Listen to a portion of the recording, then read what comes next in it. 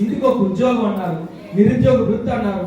ఇలా 1-2 కాదమ్మా 600 పైచీలకు హామీలు ఇచ్చారు. ఏ ఒక్క హామీ అయినా నెరవేర్చారా? ఏది కూడా లేదు. కానీ ఎన్నికల ముందు మాత్రం పసుపు కుంకుమ అని చెప్పి అందరికీ 10,000 వేశారు. మీకు తెలీదా? అందుకే జాగ్రత్తగా మొహానికి పసుపు రాసి కుంకుమ పెట్టి ఇంటికి అయినా చెప్పండి. కానీ ఈరోజు మేము ఎందుకంత సంతోషంగా, మేము ధైర్యంగా మేము చెప్పగలుగుతున్నామంటే మీరందరూ కూడా జగన్మోహన్ రెడ్డి గారిని మమ్మల్ని ఆశీర్వదించారు.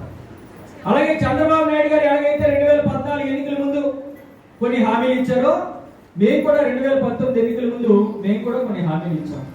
అవి హామీలు నెరవేర్చుకున్నామా లేదా అన్నటువంటిది మీరే తెలియజేయాలి. ఆ రోజు మేము ఏం చెప్పాము?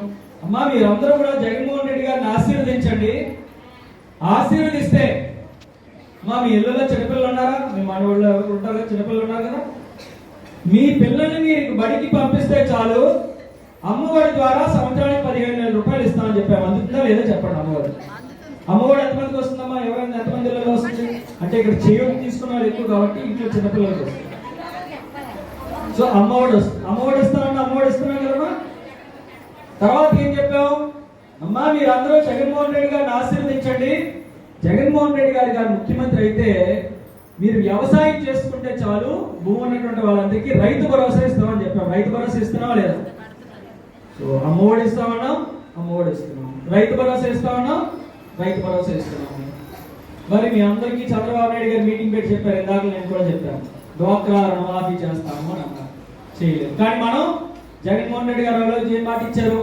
మీరందరూ కూడా జగన్మోహన్ రెడ్డి గారిని గెలిపించండి. మన ప్రభుత్వం అధికారంలోకి వచ్చేసరికి మీ రుణాలు ఏవైతే ఉన్నాయో 4 దఫాలుగా మీకు తిరిగిస్తామని చెప్పడం జరిగింది. ఆసరా 4 విడతలు వచ్చిందమ్మా. ఎంతమందికి వచ్చిన చేతులు ఎత్తండి.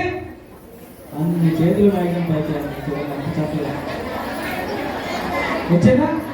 మరి చూడండి, మీరు అమ్మఒడి ఇస్తామన్నా ఇస్తున్నాం, రైతు భరోసా ఇస్తామన్నా ఇస్తున్నాం, డ్వాక్రా రుణమాఫీ చేస్తామని చెప్పి డ్వాక్రా రుణమాఫీ చేస్తాము, 0 వడ్డీ డబ్బులు అన్నాం, 0 వడ్డీ డబ్బులు పడుతున్నాయి. మరి ఇవాళ 18,750 రూపాయలు చేయూత ఇస్తామని చెప్పాం. మరి అమ్మా ఒక నిమిషం, అమ్మా మీరు జగన్మోహన్ రెడ్డి గారిని గెలిపించండి. జగన్మోహన్ రెడ్డి గారు ముఖ్యమంత్రి అయితే చేయూత కింద మీకు 75,000 ఇస్తామని చెప్పాం. ఏమ్మా ఈసారి 4వ విడతతో కలుపుకొని 4 సార్లు కలిపి 75,000 రూపాయలు మీ అకౌంట్కి వచ్చాయో చెప్పండి. వచ్చాయా? సో రైతు భరోసా ఇస్తున్నాము, డ్వాక్రా రుణమాఫీ చేస్తున్నాము, 0 వడ్డీ ఇచ్చాము, అమ్మఒడి ఇస్తున్నాము, అదే రకంగా ఇప్పుడు చేయూత ఇస్తున్నాము. ఇంకా చెప్పుకుంటూ పోతే పెన్షన్లు తీసుకునే వాళ్ళు ఎంతమంది ఉన్నారు? చేతులమ్మా తీసుకునేవాళ్ళు పంచాయత్ ఆఫీస్ దగ్గరికి వెళ్ళి గంటలు ఎండ అనక వాన అనక చలి అనక నిలబడాలి.